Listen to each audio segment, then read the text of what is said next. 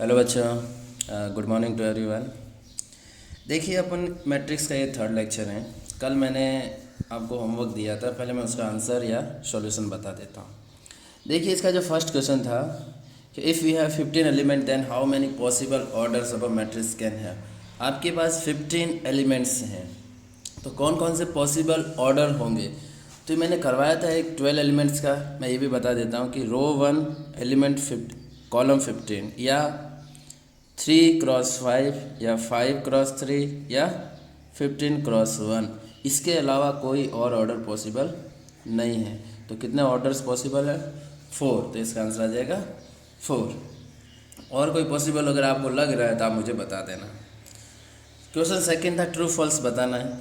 First statement क्या आएगा? Scalar matrix can be diagonal. एक स्केलर मैट्रिक्स डायगोनल मैट्रिक्स हो सकती है, but diagonal may be scalar और मे नॉट बी। ये स्टेटमेंट करेक्ट है। क्यों? डायगोनल मैट्रिक्स में हमने पढ़ा था कि डायगोनल मैट्रिक्स में डायगोनल एलिमेंट्स के अलावा सब जीरो होते हैं। अब डायगोनल एलिमेंट्स इक्वल भी हो सकते हैं और नहीं भी हो सकते हैं, बट स्केलर में तो वो इक्वल होने ही चाहिए। तो अगर स्केलर है तो उसको तो आप डायगोनल बोल ही सकते हैं, क्योंकि स्केलर मैट्रिक्स कैसा होगा? ये इस टाइप का होगा, सब इक्वल। तो ये भी एक डायगोनल ही है, बट जब अनइक्वल हो गया तो वो स्केलर नहीं होगा। इसका मतलब ये स्टेटमेंट क्या है? ट्रू है। Statement second, identity matrix is also a scalar matrix. Identity matrix में एलिमेंट सब 1 1 होते हैं, अदर सब 0। ये मैंने बताया ही था, आइडेंटिटी भी एक स्केलर मैट्रिक्स ही होती है। ये ट्रू है। Statement number third, if a i j is 0 in i greater than j, that then it must be upper triangular matrix. बोल रहा है कि आई ग्रेटर देन 0 वाले एलिमेंट्स, ये वाले एलिमेंट्स 0 हैं, ये वाले एलिमेंट्स 0 हैं। इसमें तो जे ग्रेटर देन मीन्स ये वाले नॉन जीरो है और नीचे वाले 0 है। आई ग्रेटर देन किस में होता है? नीचे में।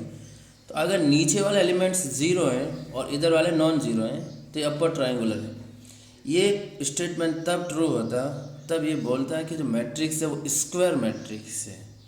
अब इसने बोला नहीं एक मैट्रिक्स किस टाइप का है, तो जब ये मेंशन नहीं है कि मैट्रिक्स स्क्वायर है तो हम बाय डिफ़ॉल्ट कभी भी एज्यूम नहीं करेंगे कि मैट्रिक्स स्क्वायर ही होगा। इसलिए इसमें स्क्वायर वर्ड मिसिंग है, इसलिए स्टेटमेंट फॉल्स हो जाएगा। अगर स्क्वायर मेंशन होता तब ये स्टेटमेंट करेक्ट है। मैंने कल ही समझाया था आप लोगों को। आप फिर से अगर डाउट है तो लेक्चर को वापस देख लेना। Statement number 4, lower triangular matrix is a special case of scalar matrix. अब लोअर ट्रायंगुलर मैट्रिक्स में तो क्या होता है, नीचे वाले जो एलिमेंट्स हैं ये सब नॉन जीरो होते हैं। अब स्केलर तो बोलता है कि डायगोनल के अलावा सब जीरो होना चाहिए। स्केलर तो यही बोलता है डायगोनल के अलावा सब जीरो होना चाहिए। इसका मतलब ये तो वैसे ही डायरेक्ट फॉल्स है। अब देखिए फिफ्थ स्टेटमेंट, देखिए इसमें क्या है ना, 2 2 2 सब डायगोनल एलिमेंट सेम दिए। ये स्केलर मैट्रिक्स, क्या स्केलर मैट्रिक्स होगा? देखो इसमें इशू क्या है ना, इसका जो ऑर्डर देखेंगे तो वो है 3x4 का, और हमें मालूम है कि स्केलर के लिए मैट्रिक्स कैसा होना चाहिए? स्क्वायर। अभी मैट्रिक्स ही स्क्वायर नहीं है तो स्केलर कहाँ से होगा? इसलिए ये भी फॉल्स है। अगला देखिए, ए एंड बी मैंने आपको दो मैट्रिक्स दे दिया।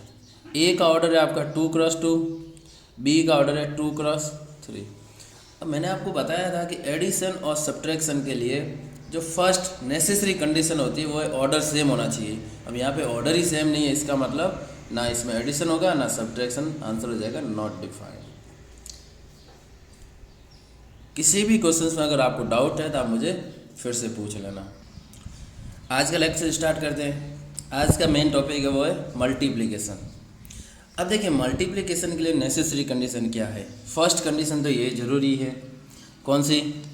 कि देखिए ए मैट्रिक्स है ना, अब इसमें ये कंडीशन ज़रूरी नहीं है कि मैट्रिक्स स्क्वायर ही होना चाहिए। मैट्रिक्स स्क्वायर हो भी सकता है, नहीं भी हो सकता, इसलिए मैंने लिखा भी नहीं है कि मैट्रिक्स स्क्वायर होना चाहिए। नेसेसरी नहीं है।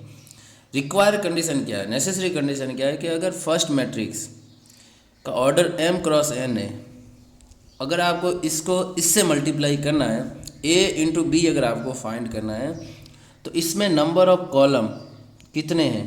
पीछे वाले। और इसमें नंबर ऑफ रो कितनी है? आगे वाली होगी। ये दोनों सेम होने चाहिए। फर्स्ट मैट्रिक्स का नंबर ऑफ कॉलम और number of rose in second matrix दोनों इक्वल होने चाहिए, ताकि इक्वल इक्वल कैंसिल हो जाएगा और जो रिजल्टेंट मैट्रिक्स जो आएगा उसका ऑर्डर क्या होगा, m क्रॉस p।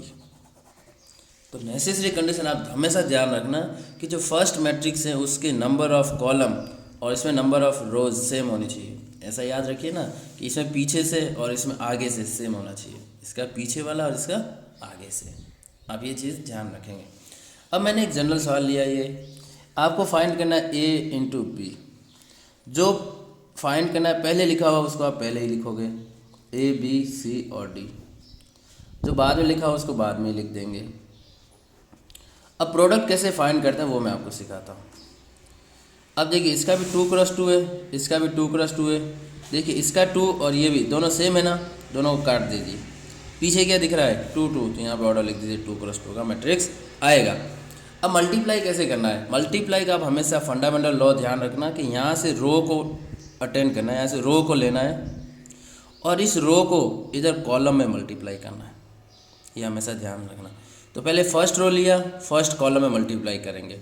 तो देखिए फर्स्ट एलिमेंट फर्स्ट के साथ a into 1 plus second element second के साथ तो b इंटू, ध्यान रखना रो को रो से मत कर लेना, रो को कॉलम के साथ करना।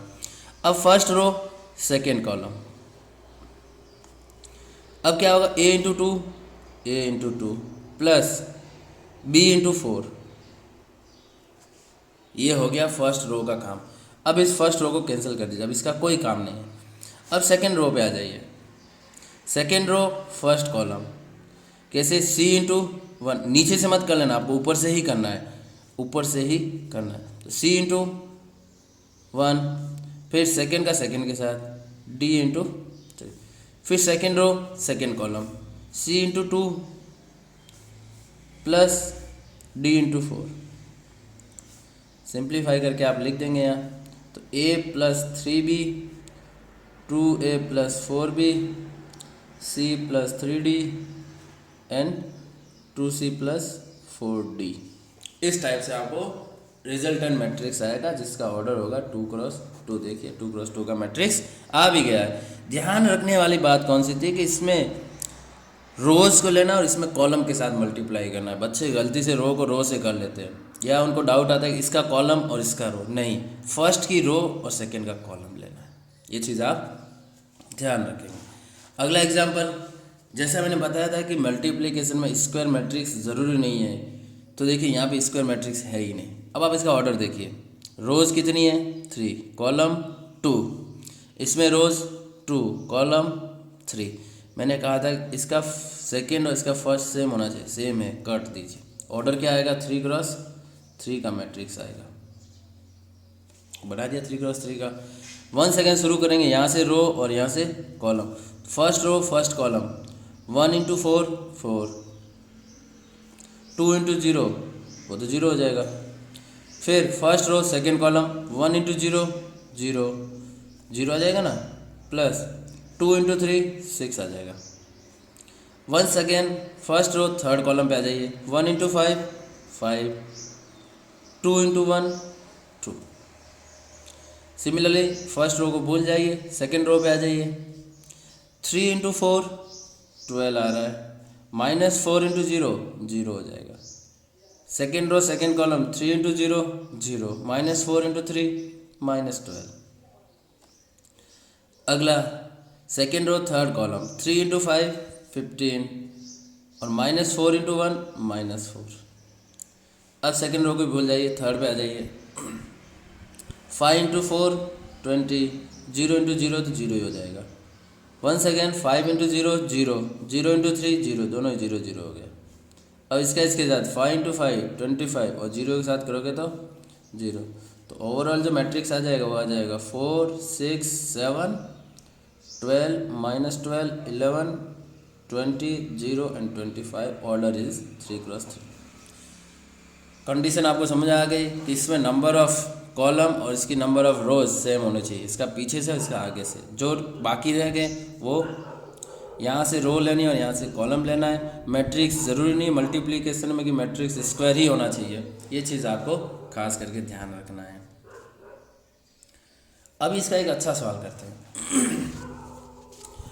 एक मैंने आपको एफ एक्स दे दिया है, cos x minus sine x and cos x.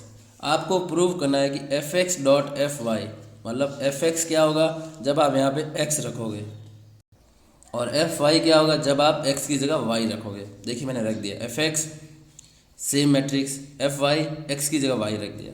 अब इन दोनों का प्रोडक्ट करना है, तो आप प्रोडक्ट कीजिए। दोनों 2x2 का है ना, प्रोडक्ट करेंगे तो इसकी रो और इसका column, cos x cos y, cos x dot cos y, फिर minus sine x sine y, first row second column, minus cos x sine y और minus sine x cos y, यही आ रहा है। अगला सेकंड रो पे आ जाएंगे, तो sine x cos y, sine x cos y, फिर सेकंड का सेकंड के साथ plus cos x sine y, और अब सेकंड का सेकंड के साथ minus sine x sine y, और इसका इसके साथ, ये जस्ट रॉन्ग कर दिया, नहीं सही है, minus sine x sine y, और अब इसका इसके साथ plus cos x cos y. समझ आया कि नहीं आया? जस्ट मल्टीप्लाई किया और कुछ नहीं। अब देखिए आप ये फार्मूले बन गए। फर्स्ट वाला फार्मूला किसका है? Cos of x plus y का। सेकेंड वाला किसका है? माइनस को बाहर लेंगे तो बन जाएगा sine of x plus y. ये वाला किसका है? साइन का ही है, sine of x plus y. और ये वाला बन सके देखो सेम ही बन गया, तो ये बन गया कॉस ऑफ एक्स प्लस। तो ये क्या लिखा हुआ है? ये F of x plus why he तो लिखा हुआ है। तो आपको यही प्रूव करना था, F x into F y वो F of x plus y. ये फार्मूला ट्रिग्नोमेट्री में आपने पढ़े हैं 11th में, वो यही फार्मूले बन गए। आपको ये क्वेश्चन ध्यान रखना है।